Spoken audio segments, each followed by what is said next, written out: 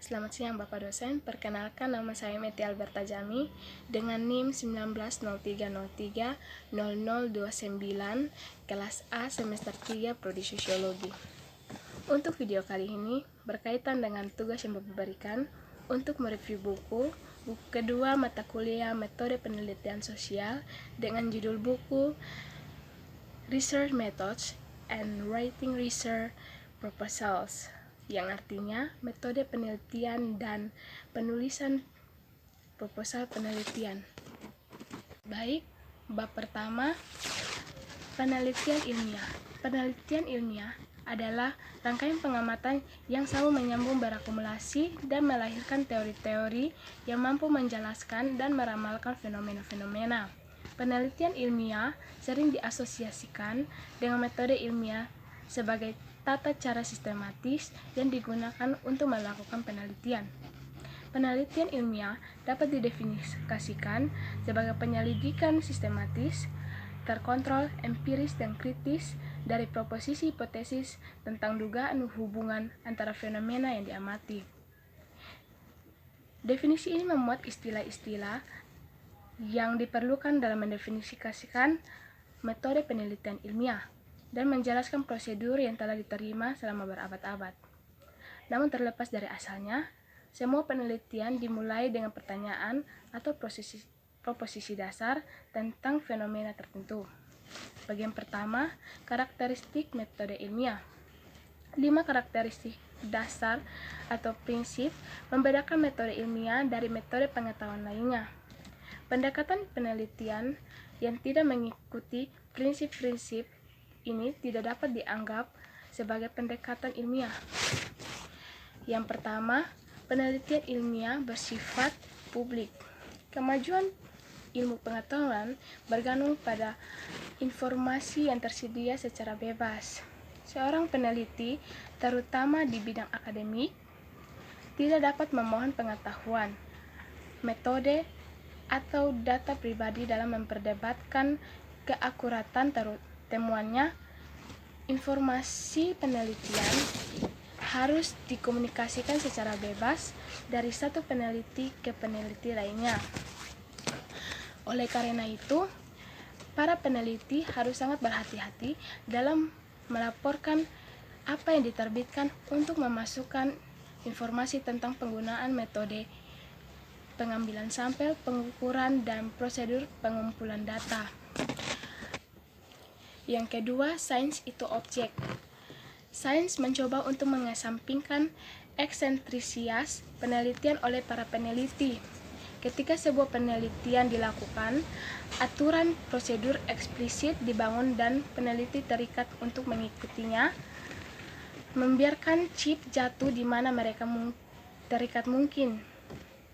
Aturan untuk mengklarifikasikan perilaku digunakan sehingga 2 atau lebih pengamat independen dan dapat mengklarifikasikan pola perilaku tentang cara yang sama. Misalnya, jika daya tarik iklan televisi sedang diukur, penelitian mungkin menghitung beberapa kali pemirsa berganti saluran saat iklan tersebut ditayangkan. Ini dianggap sebagai ukuran objektif karena perubahan saluran akan dilaporkan oleh pengamat yang komponen. Yang ketiga, sains bersifat empiris. Empiris berasal dari kata Yunani untuk pengalaman. Mereka harus dapat memahami dan mengklarifikasikan apa yang mereka pelajari dan menolak penjelasan metafisik dan tidak masuk akal tentang peristiwa. Misalnya, klaim penerbit surat kabar pada penurunan tarif berlangganan adalah kehendak Tuhan, akan ditolak oleh para ilmuwan bahwa pernyataan seperti itu tidak dapat tidak dapat dirasakan, diklarifikasikan, atau diukur.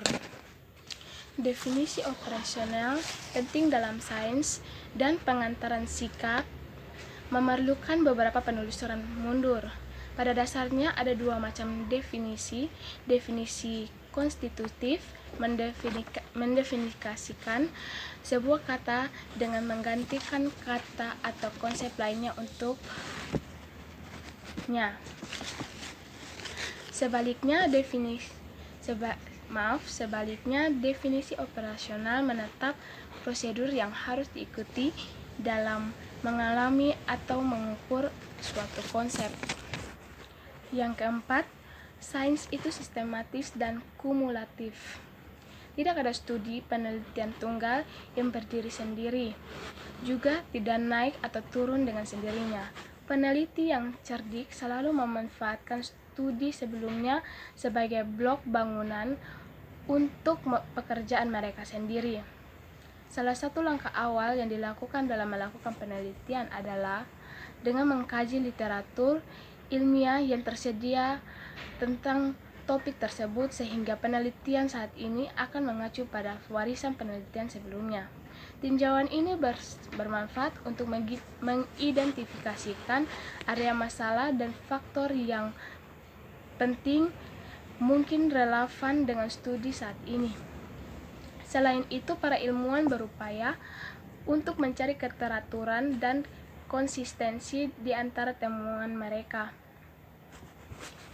Yang kedua, yang berikutnya yaitu prosedur penelitian. Penggunaan metode penelitian adalah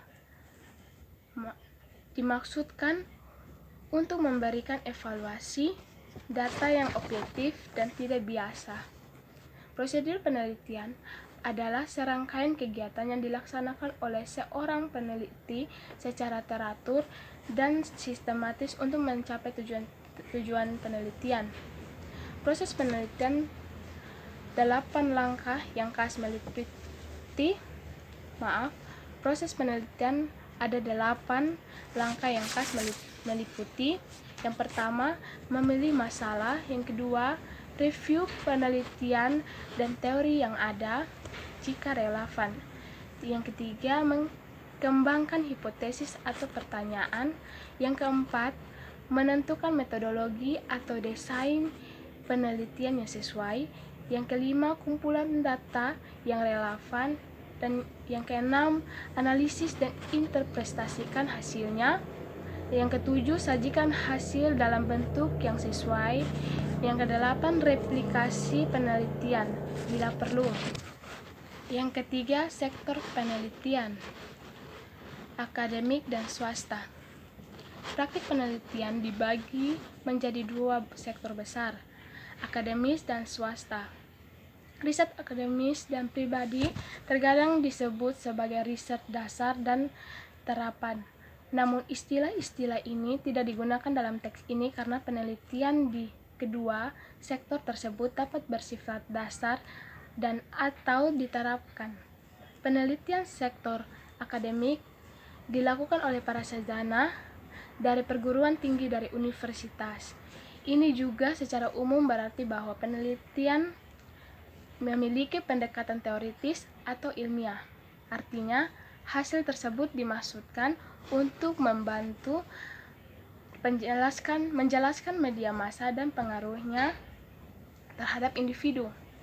Beberapa topik penelitian populer di bidang teoritis termasuk penggunaan media dan berbagai item yang berhubungan dengan media seperti video, game, teleteks, dan sistem kabel saluran ganda. Penelitian sektor swasta dilakukan oleh bisnis dan industri non-pemerintah atau konsultan penelitian mereka.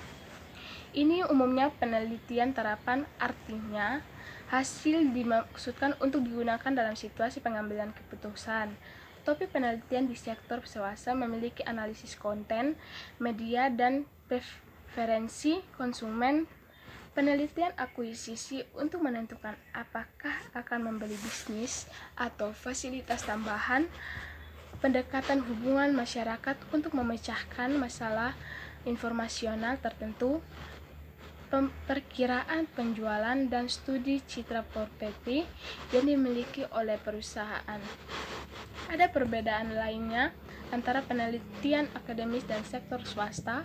misalnya penelitian akademis bersifat publik. Perbedaan lainnya antara penelitian akademis dan sektor swasta melibatkan jumlah waktu yang diperoleh untuk melakukan pekerjaan. Peneliti akademis pada umumnya tidak memiliki tenggat waktu khusus untuk memproyek penelitian mereka. Akademis biasanya melakukan penelitian dengan kecepatan yang sesuai dengan jadwal pengajaran mereka. Bab 2. Prosedur penelitian. Prosedur penelitian adalah serangkaian kegiatan yang dilaksanakan oleh seorang peneliti secara teratur dan sistematis untuk mencapai tujuan-tujuan penelitian. Bab ini menjelaskan proses yang terlibat dalam mengidentifikasi dan mengembangkan topik untuk investigasi penelitian. Bab ini menekankan bahwa hasil survei tunggal atau pendekatan penelitian lain hanya memberikan indikasi tentang apa yang mungkin ada atau tidak. Sebelum peneliti dapat mengklaim dukungan atau pertanyaan atau hipotesis penelitian, peneliti harus direplikasi beberapa kali untuk menghilangkan ketergantungan pada faktor asing. Bagian pertama, memilih topik penelitian. Memilih topik penelitian bukan urusan semua penelitian. Faktanya, hanya sedikit peneliti di bidang komunikasi yang cukup beruntung untuk dapat memilih dan berkonsentrasi pada bidang penelitian yang menarik bagi mereka. Yang kedua, ada sumber topik penelitian.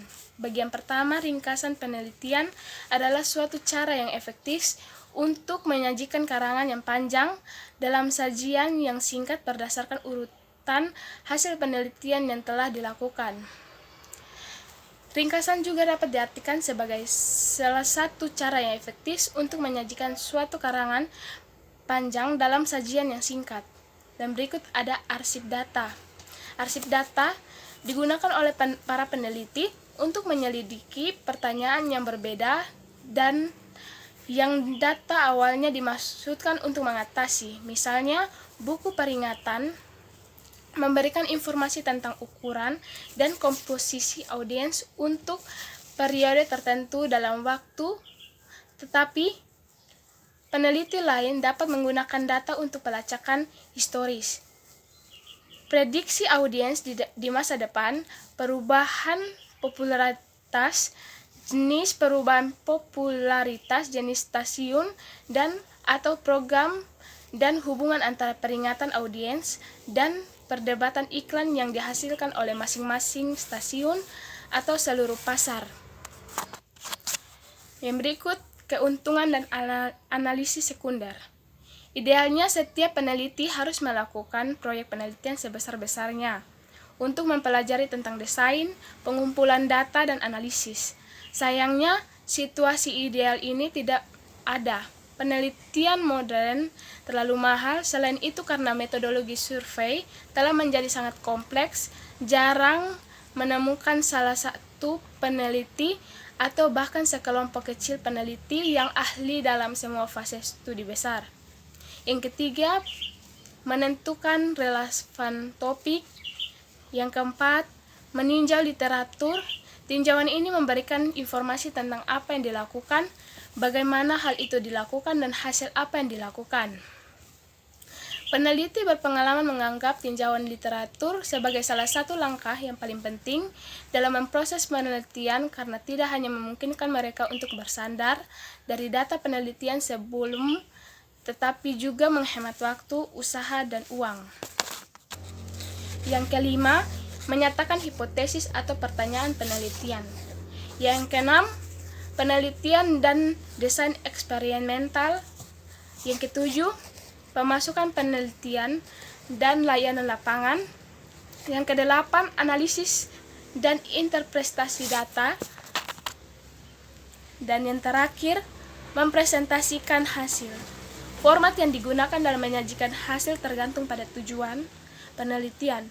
Penelitian yang dimaksud untuk publikasi di jurnal akademik mengikuti format yang ditentukan oleh setiap jurnal. Penelitian yang dilakukan untuk manajemen di sektor swasta cenderung dilaporkan dalam istilah yang lebih sederhana, tidak termasuk penjelasan rinci tentang pengambilan sampel, metodologi, dan tinjauan literatur. Namun, semua presentasi harus ditulis dengan jelas dan ringkas sesuai dengan pernyataan penelitian dan individu yang akan membaca laporan. Baik, mungkin ini dari saya. Sekian dan terima kasih. Selamat siang, Pak.